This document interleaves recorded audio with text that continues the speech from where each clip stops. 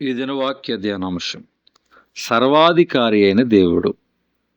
యేసుక్రీస్తు దేవుడు కాదని, ఆయన కేవలము దేవుని కుమారుడు మాత్రమేనని, లేదా ప్రవక్త మాత్రమేనని, లేదా దేవుని చేత పంపించబడిన యాజకుడని, లేదా సేవకుడని మాత్రమే భావించి బోధించేవారు అనేక మంది ఈ భూమి మీద కలరు. పైపెచ్చు వారు యేసుక్రీస్తు దేవుడని బైబిలులో ఎక్కడైనా వ్రాయబడి ఉందా? తనను తాను దేవుడిగా ఎక్కడైనా కనబరుచుకున్నాడా అని ప్రశ్నిస్తూ వాదిస్తూ ఉంటారు. ఈ ప్రశ్నకు బైబిల్లోని ప్రకటన గ్రంథములో ఖచ్చితమైన జవాబు కలదు. ప్రకటన గ్రంథములో ప్రభు అయిన యేసుక్రీస్తును గూర్చిన ప్రత్యక్షత గూర్చి యేసుక్రీస్తు ఏమై ఉన్నారు, ఆయన తనను గూర్చి తాను ఏ విధముగా పద్మాసు ద్వీపములో యోహానుకు ప్రత్యక్షపరుచుకొనెనో ప్రకటన గ్రంథములో చూడవచ్చు.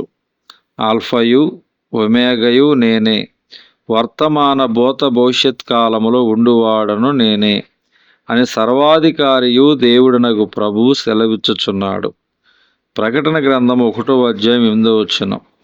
ఆయన అల్ఫయు ఒమేగయు అనగా ఒక్క దేవుడు మాత్రమే ఆదియు అంతమునై ఉంటాడు.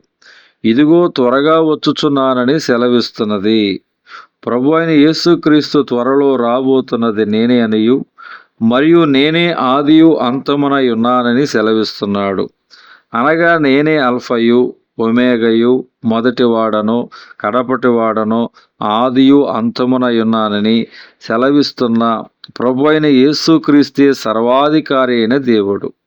ఇదిగో త్వరగా వచ్చుచున్నాను, వాని క్రియ చొప్పున ప్రతివానికిచ్చుటకు నేను సిద్ధపరిచిన జీతము నా యొద్ద ఉన్నది.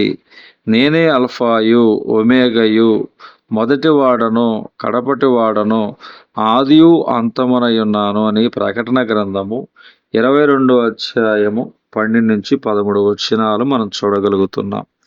దేవుడు ఈ కొద్ది వాక్యము దేవుడు దీవించునుగాక. ఆమేన్.